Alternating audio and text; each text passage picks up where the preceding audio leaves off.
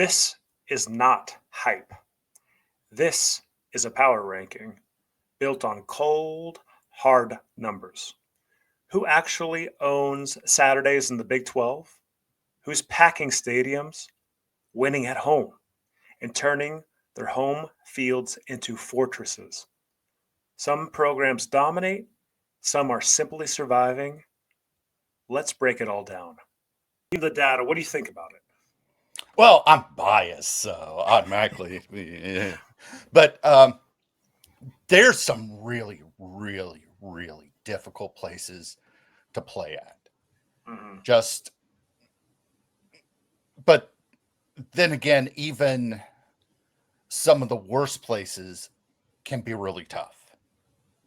Absolutely. Yeah, agreed. Like some of these numbers will shock some of you guys. Some of them will be right on point, but let's get into it.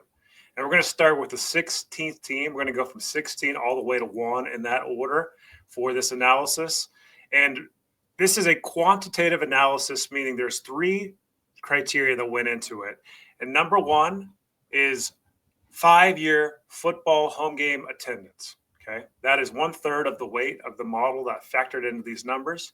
Number 2 is the 2024 percentage of stadium attended, occupied. So, what type of attendance percentage did you get in 2024 as a percentage for each one of these schools?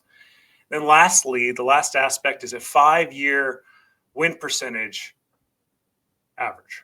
So, looking at each school, how many home games did you win over the last 5 years, and then stacking that up versus each other. And so all the total points you can get in this model is 3.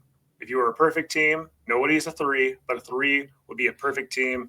And let's jump into it. Number 16, the Houston Cougars with a 1.75 grade out of 3.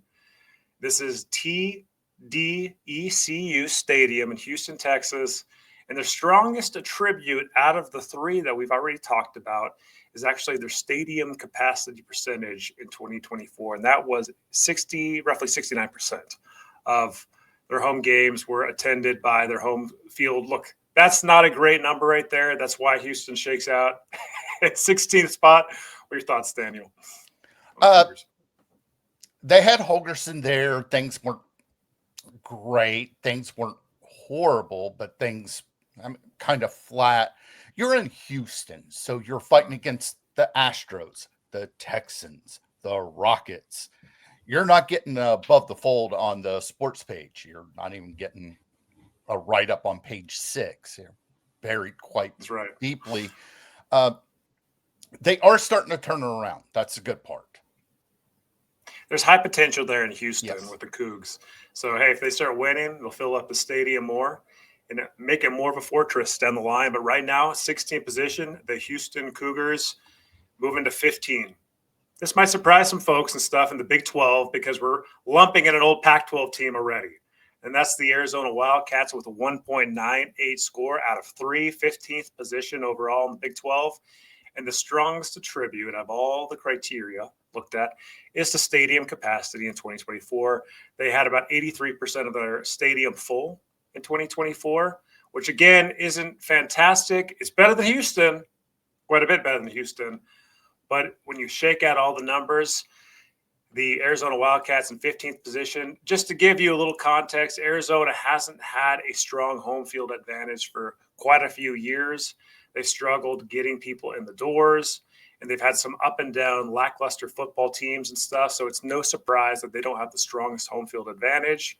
But when you go down there in Tucson during a hot day, it can be hard to win sometimes. I know that the University of Utah Utes, they have trouble sometimes winning in Tucson, Arizona at Arizona Stadium. So it ain't the easiest place to play sometimes, especially when it's hot. What do you think about that? Arizona's a total rebuild. They had the high water mark in 23, and the coach left to take the Washington job. So now they step back down. Now they've got to figure out what is Arizona football. And it's going to take some time to figure it out. 83% capacity, that's still pretty good. Mm-hmm. Yeah, what we'll see is a lot of Big 12 schools, they sell out their football stadiums. Like this was a major issue in the Pac-12. In the Big 12, not so much, as we're going to see in this analysis moving on here. In 14th position is the KU Jayhawks. And check it out, Mr. Gygax. What you see here on the screen is a blueprint of the brand new David Booth Memorial Stadium that KU is going to be playing in the 2025 season. They have not played a snap there. They played at Arrowhead Stadium in 2024. And so because of Arrowhead Stadium's huge capacity of 86,000 seats, KU sold half the tickets in there for their home games. And so when you factored in versus the size of the new David Booth Memorial Stadium, their stadium capacity is over 100%. So a little bit of some wonky numbers and stuff, but the model still gave them credit for the 104.3% stadium capacity based on the Arrowhead numbers. Still, with that considered, KU shakes out in 14th position based on a lower historical 5-year win percentage. So 2.22 out of 3, though we're jumping up a little bit higher. What do you think about the Jayhawks? Jayhawks are either great or dumpster fire, and no in between. The Mangino years were great 20 years ago. In 23, they really shocked the world, and last year tripped over themselves. Absolutely. And we'll see where this goes. I think it's going to be a much bigger advantage going to play at KU for the Jayhawks in this new stadium environment. It's going to add a little bit of juice. So I'd expect to see them win a lot more home games in the future. And honestly, it's just a cool build. When you just look at the stadium designs and everything, it's quite unique. So Jayhawks looking up, but right now in 14th position in the Big 12 as far as the best stadiums go, the strongest stadiums, and now going to 13, another Pac-12, old Pac-12 school. University of Colorado, the Buffs, Folsom Field, one of the most picturesque fields in America. I mean, just look at that on the screen in the background. You can see the mountains. It's beautiful at Folsom Field in Boulder. Hey, and in 2024, you had Coach Prime there. Almost 105% stadium capacity. That's a strength. That will boost up your numbers. But in the Pac-12 era, this team's lost a lot of home games, which really brought down their number. And plus, like the stadium capacity for Folsom Field isn't one of the tops in the Big 12 too. So really, when you shake it all out, they rank in 13th position, the Buffs. Until 2024, how many years did Colorado go without a winning season? I mean, it was really not good. I mean, Coach Prime came in, they won one game the year before. So it was a total rebuild. Mm-hmm. Getting people to show up now is very important. Getting people to donate is very important. And you're seeing them starting to turn the corner. Yeah, 100%. They are. And if Deion Sanders remains the Buffs coach, this number is going to lift year over year. They're going to win more games. They're going to sell out stadiums. It's going to be a stronger place to be playing home football, a tougher place to go on the road. So this is just looking up, as long as Prime stays, of course. So 2.24 out of 3. Let's just take a mini break here. What are your thoughts on the first 4, Daniel, like in general? Any surprises that jumped out? No, not really. Arizona's a mess. Houston's had their issues. Right. Colorado, until this past season, let's just say Buffs football wasn't that great. They're going to start to turn it around. Hopefully they can be relevant again in big-time D1 football. Absolutely. Great points. And now let's jump back into it. The number 12 position is the Arizona State Sundevils at a 2.33 out of 3 score. So we're getting higher and higher now for stronger stadium home field advantages. So number 12, again, strongest attribute when you factor it all is the stadium capacity percentage in 2024, 87%. That should be no surprise. We're looking at the Big 12 champions. But I'm going to say a big but here, though. Before 2024, it was a struggle to get butts in the seats here at Mountain America Stadium for Arizona State and Tempe. And so it's looking up again based on Coach Dillingham. But, man, if you looked at a 5-year average of stadium capacity percentage, it would be a lot lower than 87%. So they got a big lift this last year based on their winning team. And ticket sales for this year really go with what happened with the team in 23. And Sundevils were predicted to finish dead last or close to the bottom in almost every preseason poll. They overachieved. Next year's season ticket run will be a lot better than what it was this year. No, absolutely. And so another school that's probably looking up as far as home field advantage goes. Now, number 11, this one shook out a little higher than I had originally thought, with Cincinnati, the Bearcats at Nippert Stadium, 2.35 out of 3 score. Shakes out at number 11, but shoot, 2024, despite the rough year, it's still almost 100% capacity at 96%. I mean, Cincy fans come out to support the Bearcats. You know a lot about Nippert Stadium. What do you think about this, Daniel? I'm shocked it wasn't a little higher, but Nippert's kind of small. Nippert only sits about 38 and change.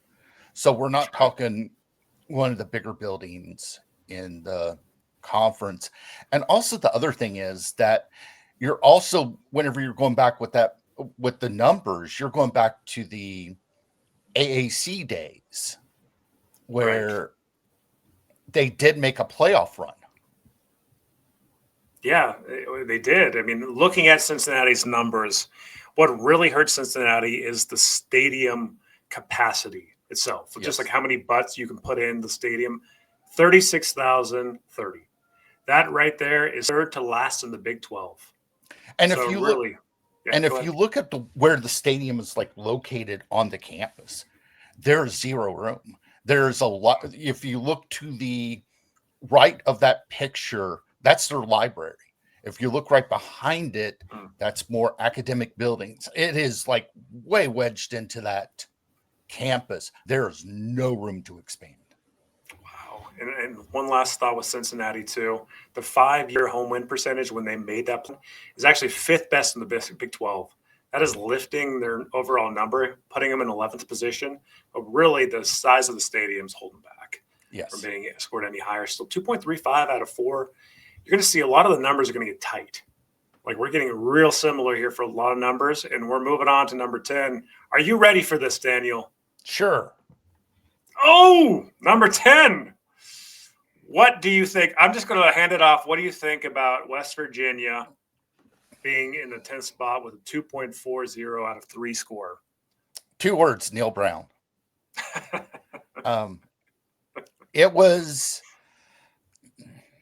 He was very likable, but he didn't win games. Right. And that depressed attendance. So the building sits officially 60,000. Right there, you see right there, 52, 892 for the official 5-year attendance. So right there, you're looking at somewhere around 7,000 people per game not showing. Wow. It really, like I said, it really hurt just due to the fact it's not like that. It's not like things were horrible. It just that things were not good. Even with the 5-year attendance declining, as you're suggesting, it's still 5th most in the Big 12. Yes. And so that is the number that's really supporting the West Virginia Mountaineers too and solidifying 10th position. Again, a 2.40 score. You'll see how tight it is, though, with all the rest of these schools. Like, that's a pretty solid score if you're at different conferences, especially like ACC level teams. So it's no slouch at all. But really, it's just getting super tight based on all the attributes in this new era. Brown's gone. So I think Rich Rod's going to lift attendance. It's just going to be improving in the future for West Virginia. Let's go on to number 9 here. 2.42. So just edge out by 0.02 points, Baylor, McLean Stadium in Waco. And their strongest attribute, they're sitting at the number 9 position overall, is roughly 94% stadium capacity fill in 2024. Baylor kind of scored, kind of averaged really everything. And when you factor in that average level, they're really getting a decent score at 2.42 times, number 9 in the Big 12. What are your thoughts? Dave Aranda got butts in the seats there since he got hired. He's been there, I want to say, 6 years. So he's really, really done a number to get people to pay attention to Baylor football. But like I said, the past 2 years were kind of blah. It wasn't like it was horrible. It's not like the bottom fell out. It's that there is a little bit of fan apathy with Bears football. Not a lot, but he's I thought he was on the hot seat last year. He turned it around. Seriously, amazing turnaround. Yep. Everyone thought he was on the hot seat for 2 years. Yep. He's stable at the moment.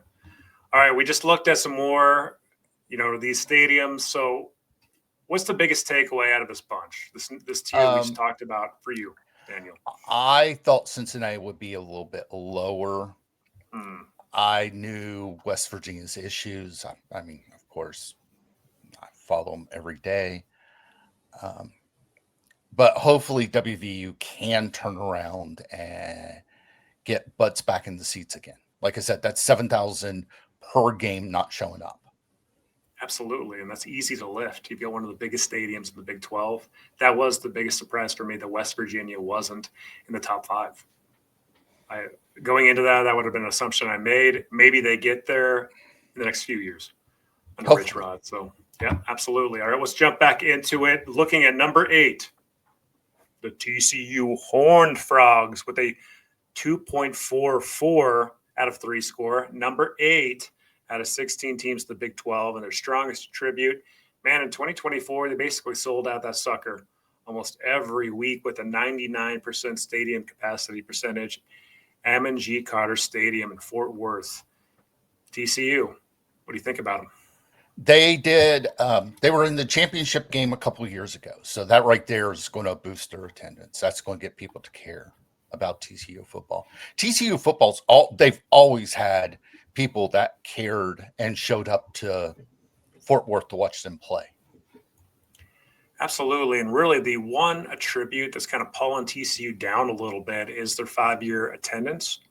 They've roughly had about 44,000 attendees per week for a home football game over the last 5 years. And that's really, in the 10th, 11th position in the Big 12 when you factor it all in. So that's pulling them down. They're scoring pretty good in all criteria, though, kind of in that middle place and everything. And that's why they're shaking out right there and essentially the midpoint at number 8 in the Big 12. M&G Carter Stadium, TCU Horned Frogs at number 8. Now going to 7. Whoop, here we go. Going to 7. The Bounce House, UCF, FBC Mortgage Stadium, and their strongest attribute here. Here's a new one. Check it out. 5-year home win percentage of almost 76%. So they're winning 6% of their home games, which in the Big 12 is number 3 overall within a 5-year period. So really, really strong, tough home field environment. Bounce house, crazy fans, loud. Not the biggest stadium, but raucous. What do you think about them? They had, they were the it team in the AAC. They would win the conference quite a bit. They get people to show up. They are a massive campus. Really? They are one of the highest attended universities in America. Not ASU huge, but ASU counts all their online students. But they are a massive campus. Yeah, so just potential. You can smell the potential with yeah. UCF. More stadium growth. I mean, one of the things that's dragging these guys down is they've got the 5th smallest 5-year average attendance based on the stadium capacity in the Big 12. So they're looking at bringing around 43,000 people into the stadium because of the size of it, of the Bounce House. If they expand that out, man, this is another big riser. But you're looking even at their composite score of 2.55 out of 3. It was a jump up. we've actually reached a kind of a new tier of the hardest places to play in the Big 12 Conference. Number 7 at the moment is the UCF Knights. So And here we go. Scott Frost is back. Maybe they'll win another fake national championship. Perhaps. Yeah, definitely. Number 6. This one should surprise nobody. Oklahoma State, Boone Pickens Stadium, Stillwater, Oklahoma. Even with the tough 2024 season, 100% stadium capacity, kudos, Pokes fans, for showing up for your team despite a tough year.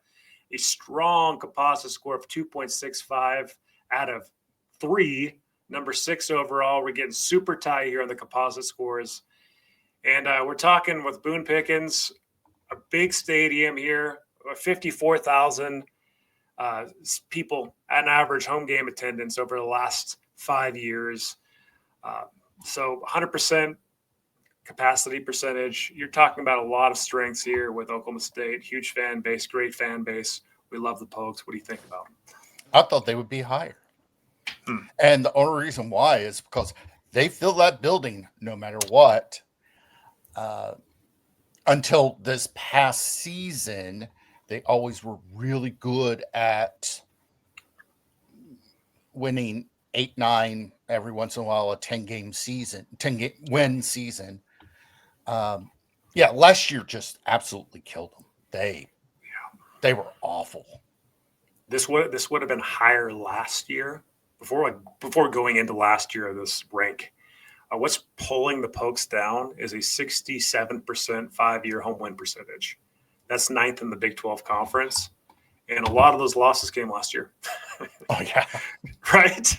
So that pulled the score down. It would have been different going into last year, but still a strong score and a really good fan base for Oklahoma State out in Stillwater. And now we're into the top 5. Here we go. Number 5, Texas Tech, Red Raiders, Jones AT&T Stadium, Lubbock, Texas. What a cool stadium it is. Have you been down to Lubbock to see the stadium, Daniel? I have not. It is big. It is where WVU goes to die. They will play that late game in Lubbock, and somehow or another, the Red Raiders just absolutely throttle them. That is a brutal, but also other teams go in there. That is a brutal environment in Lubbock. Man, they scored well in multiple areas. Yeah. Their 5-year home attendance, I mean, they're putting 55,000 butts in the seats on average over the 5 years. They scored 97% in 2024 as far as filling that stadium up, the capacity percentage. They win 69% of their home games, scoring well everywhere. They barely edged out Oklahoma State, though, with the 2.66 composite score, really based on the home win percentage. Going back to that in last year. This is a tough place to play, a beautiful campus in Lubbock, a cool stadium, kind of like a retro gladiator feel when you're going into it. And, of course, they produced Patrick Mahomes. So thank you for that, Texas Tech. Top 5 here. All right, before we get into the – go ahead. Pat Mahomes never beat WVU. So before we jump into the top 4 in the Big 12, any takeaways really with this batch of schools? I thought Texas Tech would be a little bit higher. Oklahoma State, their biggest problem was last season. Well, previous 2 seasons were not great, especially last year. Last year was awful, and that dragged that score down. But all those guys, they fill a building no matter what. Lubbock, Texas, Stillwater, we're talking not big metro areas, and they fill it. They're diehards. Oh, yeah. Oklahoma State, Texas Tech, diehards. And then you've got the bounce house in there. I mean, really good stadium environments, tough places to go play as an away team. Really impressive stuff. Let's look at the top 4 based on the composites, okay? All right, here we go. Number 4, Jack Trice Stadium with a 2.70 out of 3 composite score. 4th position here. We're in the top 4. And the strongest attribute is the 5-year average attendance. Almost 59,000 folks show up over 5 years on average to watch Iowa State play home games. And Ames, man, this is a tough place to win. It's a great stadium, an underrated stadium, I would say. Doesn't get a lot of the play as far as the toughest places to play in the Big 12, but it deserves that because it scores well in almost every criteria, and it's tough to win at. Matt Campbell has done a great job there at Iowa State. Getting Rocco Beck to show up, that was a pretty big coup.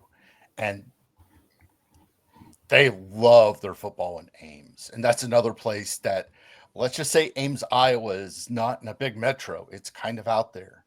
And they fill that building up left, right, and sideways. Yeah. So impressed. This is one of the biggest surprises of the analysis for me is seeing Iowa State show up in the top 4. So kudos to the Cyclones. And here we go. We're in the top 3. Number 3, the Utah Utes, Rice-Eccles Stadium with a 2.78 composite score out of 3. The strongest attribute is the 5-year home win percentage of roughly 81%. Now, Daniel, going into before last season, the Utes in these numbers would likely have ranked number 1.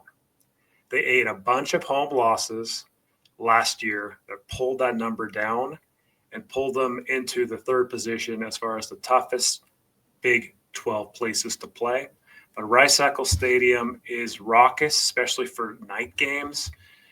You have roughly 50,000 5-year average attendance. Rice-Eccles was renovated. It now seats up to 53,000 folks. Sellout. The stadium capacity, they're over capacity, over 100% in 2024, despite the tough year. Over the last 5 years, they've been over 100% every year that they're playing. It's a tough place to win at, usually. I said it last year. I will be shocked. I'm shocked that it was only 80% for the home win percent, because that place was brutal to play at in the old Pac-12 days. Last year, they took a step back. It happens. 4 home losses last year. That's unheard of. That hadn't happened in like 10 years, Daniel. I know. And the 4 home losses. It's still unbelievable how it happened. Hey, and that's going to pull you down. You're not going to be number 1 in the toughest stadium if you have 4 home losses the year before. And that's what's happened to the Utes. But looking for a rebound year in 2025. Again, 2.78 composite score. Now we're getting to the top 2. Number 2 overall with a 2.79, super close. Number 2 overall, Bill Snyder Family Stadium in Manhattan, Kansas, the home of the K-State Wildcats, and their strongest attribute. Again, we're going back to that 5-year home win percentage. K-State, 81.3% of the games are winning at home. That's tough. That's number 1 in the Big 12 conference right there. This is really underrated. Talk about super underrated, man. Yeah, that's not a shock. K-State, since Kleiman showed up, probably the most brutal team in the conference. Year in, year out, they're going to absolutely beat you senseless. They fill that building up in Manhattan. And if you know where Manhattan, Kansas is, we're not talking where Lawrence is, right outside of Kansas City, about 30 miles outside of Kansas City. Manhattan is quite a ways out there, and they fill that building, and they love that team. What a fun place to watch a game. I've been to Bill Snyder Family Stadium a few times for games, and it's just juiced. Mm-hmm. It's just rocking, especially when KU's in the house. It's a fun place to watch a game. The tailgate's fantastic, great fan base. So rightfully so, number 2 position. Now leaves the number 1. Who do we have left, Daniel? BYU. Brigham Young University, BYU Cougars with a 2.85 out of 3 composite score, ranks number 1 in the Big 12 conference. The Vampire Cougs, the strongest attribute, this is the power contribute here for BYU, is they are number 1 in 5-year average home attendance with almost 62,000 seats. That's tops in the Big 12. BYU is almost at 100% capacity in the 2024 season at 99%. And then the 5-year home win percentage, BYU ranks number 4 in the Big 12, winning 73% of the games. All those things factor together with the strongest home field environment advantage going into the 2025 season. 2.85 is pretty dang good out of 3. Number 1, BYU Cougars. What do you think about it? Not really shocked, but also you got to remember they had that the scheduling that they had. They played a lot of Mountain West and Pac-12 teams. Yeah. Until they joined. So that right there helped them quite a bit whenever it came down to. The numbers don't lie, and neither does the gap between the top and the bottom on this list. What do you think? Who are your top Big 12 fortresses? If you want more real breakdowns, not just hype, hit subscribe and stay locked in. See you next time. Class is dismissed.